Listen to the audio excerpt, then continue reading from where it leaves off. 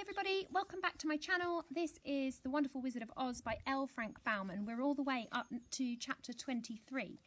Chapter 23 is called Glinda the Good Witch Grants Dorothy's Wish. Before they went to see Glinda, however, they were taken to a room in the castle where Dorothy washed her face and combed her hair, and the lion shook the dust out of his mane, and the Scarecrow patted himself into his best shape, and the Woodman polished his tin and oiled his joints. When they were all quite presentable, they followed the soldier girl into a big room where the witch Glinda sat upon a throne of rubies. She was beautiful and young to their eyes. Her hair was a rich red colour and fell in flowering ringlets over her shoulders. Her dress was pure white, but her eyes were blue, and they looked kindly upon the little girl. "What can I do for you, my child?" she asked. Dorothy told the witch all her story, how the cyclone had brought her to the land of Oz, how she had found her companions, and of the wonderful adventures they had met with.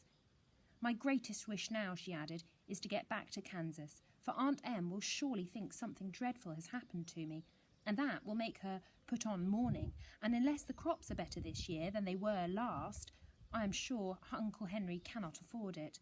Glinda leaned forward and kissed the sweet, upturned face of the loving little girl.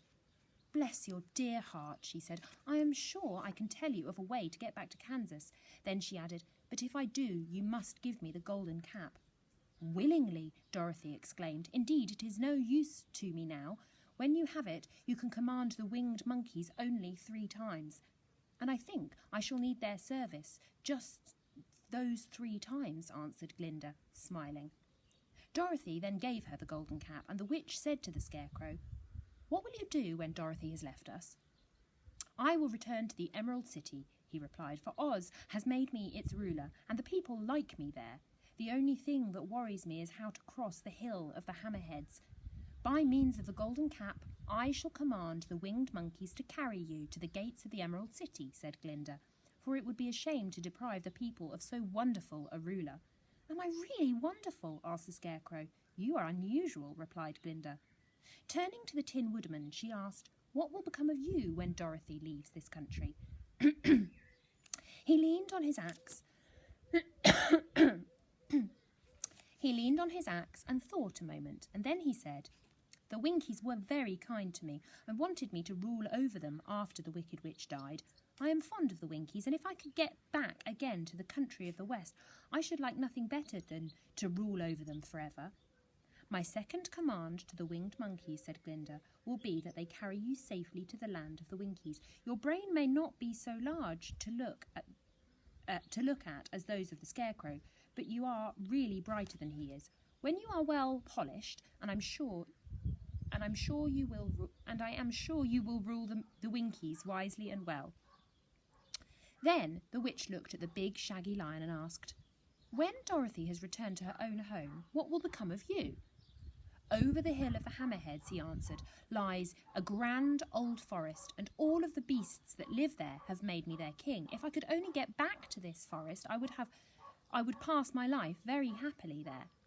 "My third command to the winged monkeys," said Glinda, "shall be to carry you to the forest. Then, having used up the powers of the golden cap, I shall give it to the king of the monkeys, that he and his band may thereafter be free for evermore."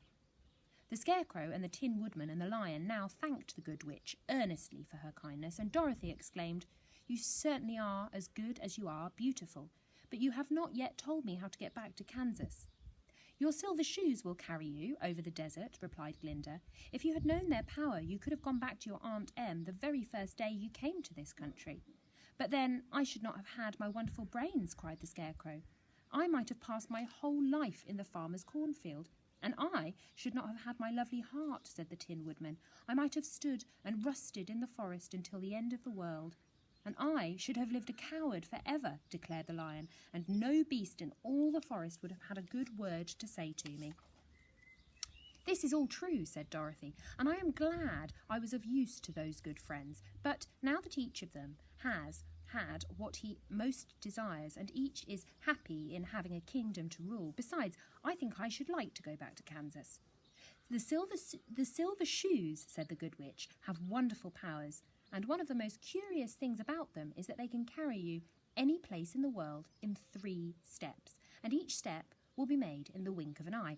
All you have to do is knock the heels together 3 times and command the shoes to carry you wherever you wish to go. If that is so, said the child joyfully, I will ask them to carry me back to Kansas at once. She threw her arms around the lion's neck and kissed him, patting his head tenderly. Then she kissed the Tin Woodman, who was weeping away in a way most dangerous to his joints. But she hugged the soft, stuffed body of the Scarecrow in her arms instead of kissing his painted face, and she found that she was crying herself at this sorrowful parting from her loving comrades. Glinda, the Good Witch, stepped down from her ruby throne to give the little girl a goodbye kiss, and Dorothy thanked her for all the kindness she had shown to her friends and herself. Dorothy now took up Toto solemnly in her arms, and having said one last goodbye, she clapped the heels of her shoes together 3 times, saying, "Take me home to Aunt Em." Instantly she was whirling through the air so swiftly that all she could see or feel was the wind whistling past her ears. The silver shoes took but 3 steps, and then she stopped so suddenly that she rolled over upon the grass several times before she even knew where she was. At length, however, she sat up and looked about her. "Good gracious," she cried, for she was sitting on the broad Kansas prairie, and just before her was the new farmhouse Uncle Henry had built after the cyclone had carried away the old one. Uncle Henry was milking the cows in the barnyard too, and Toto had jumped out of her arms and was running towards the barn, barking furiously. Dorothy stood up and found she was in her stocking feet, for the silver shoes had fallen off in her flight through the air and were lost forever in the desert.